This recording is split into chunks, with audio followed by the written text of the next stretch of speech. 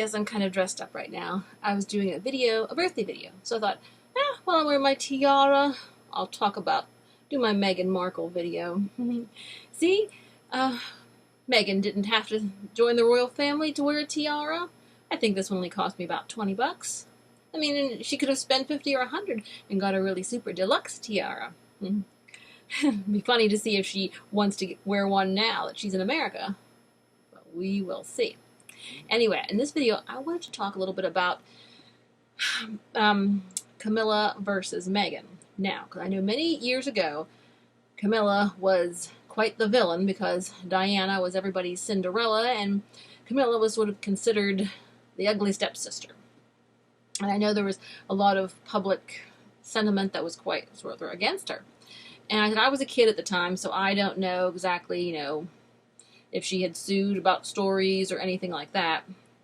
But it seems that over the years, the public has come to not only to accept Camilla, but to feel warmly about her. And I observe this with the other videos I watch, the channels that talk about Meghan and the different channels that talk about the royals. And they seem to regard Camilla with respect, and they feel warmly about her. And I would say that's quite an accomplishment, an achievement after how difficult the early years were, with all the controversy with Diana and everything. But I said, that's a very good thing. And I said, now, what is the secret to Camilla's success? How did she win over the hearts of the British public?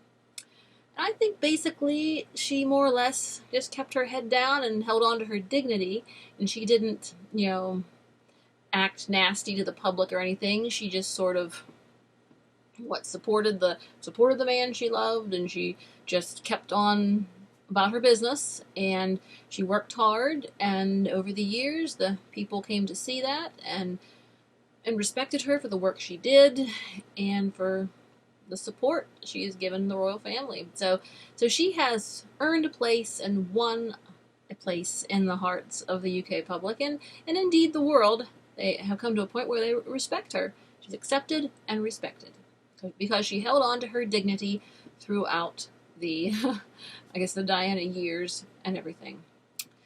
Now, as for Meghan, do you think she will ever make a comeback like Camilla? I don't know about that. I think the difference lies in the reactions and how she acts. Because Meghan, we can see that she is hostile to the public. It's funny, she's hostile at one side, but she's also wanting the public to buy my dress, buy my shoes, buy my jewelry, buy my thing, watch my shows, buy my stuff, but I can't stand you, I hate you, you shut up, she's just she's two-faced with the public, and the public is, as they say, having none of it. I mean, of course, they have their little nucleus of their rabid Sussex squadzers, but outside of that little tiny nucleus, they're pretty widespreadly disliked. And I mean, financially, they're set for life. They are not going to starve. So, and every time they poke their heads out of their mansion, they give the public another reason to laugh at them.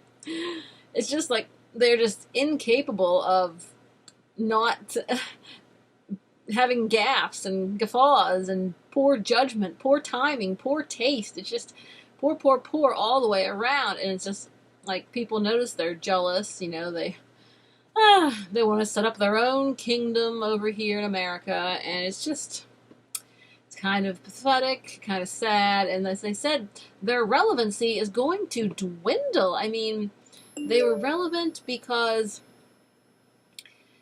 the royal wedding, and she was new, so she was big news there, 16 through 18, 19, they had the baby, so she was, pretty important and got a lot of attention.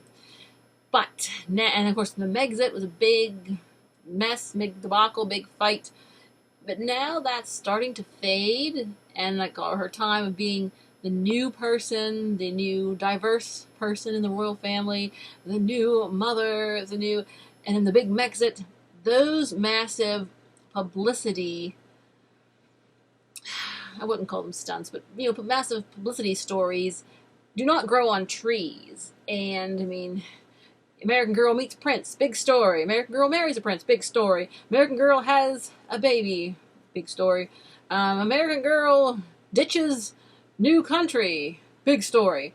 But I said, seriously, what have they left? I think they have pretty much run out of big stories. I mean, another baby, that could be a story, but it's not a huge, huge, huge story. It's life.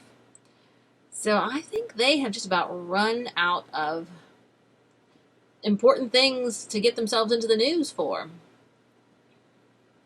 I mean, seriously. So they're going to have, if they expect to keep staying in the news, they're going to have to come up with some huge publicity stunts, like running for president every 4 years. Because besides that, it's going to be a challenge for them to keep their name in the news. These very private people, this very private couple, it'll be hard for them to get into the news. So they'll just have to insult the royal family and hope that'll get them a mention in some column somewhere. Or a tabloid. Anyway, so, see, I said, I'm just an average person and I can wear a nice tiara. And I'm not even in public office. So, so good luck to Meghan and her ambitions, political ambitions, without her tiara. So, I said, I just thought it was an interesting comparison because here I said Camilla came from a place where the public hated her to a place where the public pretty much loves her. Now, Meghan, her thing's been shaky, and it's because of her, and her reaction to the public is, said, I don't think they're likely to forget it. She's always trying to antagonize the public, but also trying to rip the public off, too. So, I think we will just watch them slowly fade into obscurity. All right. Let freedom ring.